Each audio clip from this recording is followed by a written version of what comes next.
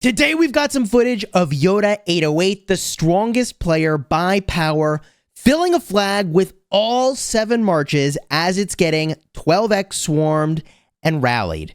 Stick around in this video not only to watch all the action unfold, but also to check out the report, which is pretty crazy.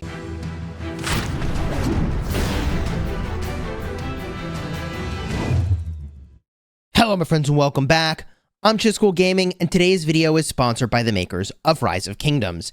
And in this video, we're going to spectate Yoda808 recording his gameplay as he fills a flag that he is also captaining with all of his marches.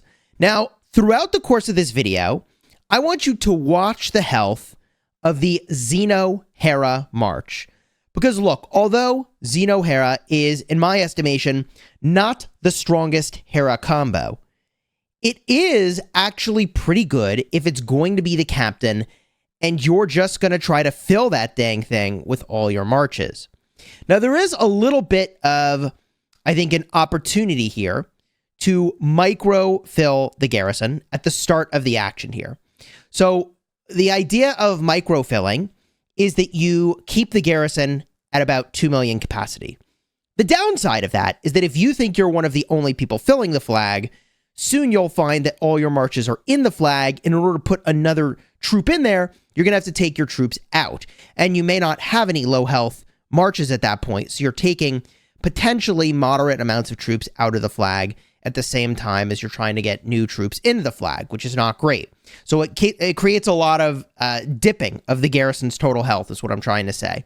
So in this case, what's going on is Yoda808 is waiting until it looks like there's around 300,000 plus space in the flag, and then he's just going to fill with whatever march that he can. Now, there is an opportunity here to potentially back up your own garrison with another geared up captain if you had one. In this case, Yoda808 is opting for just filling this thing with all of his marches. And by the way, watch his power number. Although his hospital isn't going to fill up, I think, over the course of this video, it is going to get pretty dang close. Now, this is the thing that I was talking about earlier, where we've reached the point where in order for Yoda to actually put more troops in the flag, he has to take 1 or more marches out of the flag to have a free march, even though he's got 7 marches.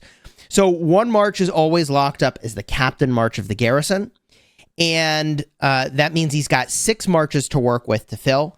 And in order to go fast, you've got to kind of let the system choose whatever it wants. And the way that you get the right troop type into the garrison, even though the captains don't make sense, and it doesn't matter. All they're doing is marching into the garrison. I mean, it's not amazing, but it is what it is. You got to go fast here, and this is the only way to go fast, is that you have the garrison troop type set.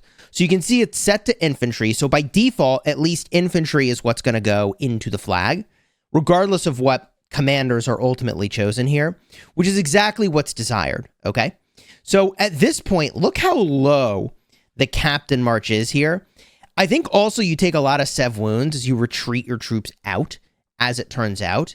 Yoda808 going for a little bit of troop diversity with that particular fill there, just to make sure that all the troop types are represented for Hera's, I think it's 10% extra normal attack damage dealt.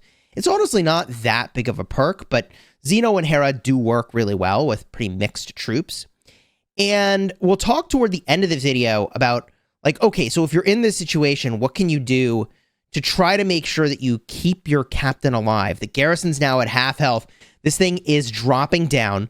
Yoda dropping big marches into the flag. He does have a 50% expansion running. So that is going to be, I believe, 430,000 troops in the march going in to fill this, which is kind of crazy. His power drop so far, by the way, he started 1.521 billion power, so we'll call it 521 million power, and now he's at 1,500 million and 6 now and 5 million power. So pretty big power drop on this one flag. If I remember correctly, 75% of the defender's troops die in this situation, which is why even though his hospital is going to get close to full, I don't think it's actually going to fill up, especially because I think we own the circles at this point, which give you extra hospital capacity, which I love. So at this stage, I mean, the captain is actually, I think, gaining health. The captain is gaining health. The swarm is done. All that's left is the rally. Yoda's dropped, I think, 17 million power at this point. And I think they probably swarm out the rally here, and they're good to go.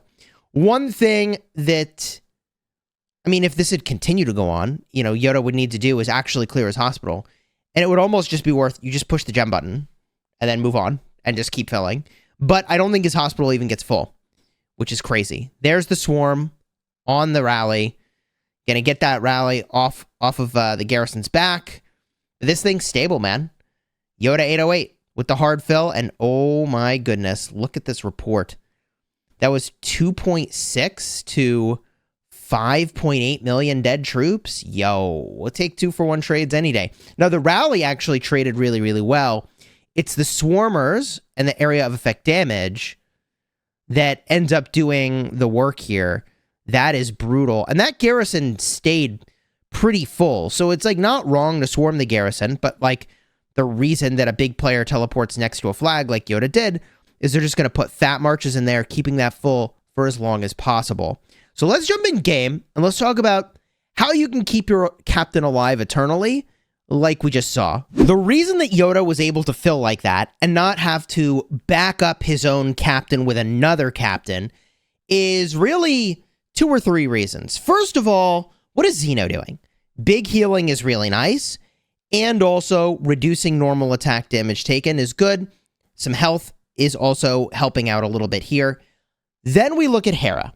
So not only are we healing, but then we go in and Hera is doing shielding. So the shielding that Hera does is significant. Not only do we have a shield on the active skill, but also when they use an active skill, their troop grants another mighty shield trigger here. So there's multiple ways to be getting shields. Now, with regard to the equipment, there's really just like a couple things that you can do to optimize how to handle this situation. And if your goal is to survive, then what you want is actually a lucky coin. Weirdly enough, I don't think the lucky coin is particularly good, except it is great on a Hera. And when you're getting swarmed like crazy, you get a ton of these triggers. It's a 10% chance to trigger the shield when you're getting hit. So this is a pretty good choice. If what you want to do is ultimately just to kill the enemy's troops, and your goal is not survival, which I feel like this context, the goal was survival. But if your goal is to just shred the enemy troops, then the accessories that you're looking at are Vengeance and Greatest Glory. So these accessories, Vengeance, giving 8% counterattack before talent, and Greatest Glory, doing 5% normal attack damage, which remember, that is the damage you deal to the target you're directly targeting, and also that is damage you deal counterattack back to other stuff. So these 2 things are really good choices if what you want to do is slay your enemy. But the more, I think, common practical combo is to go with a coin and then a ring. The ring is really good if it's a rally or it's a swarm.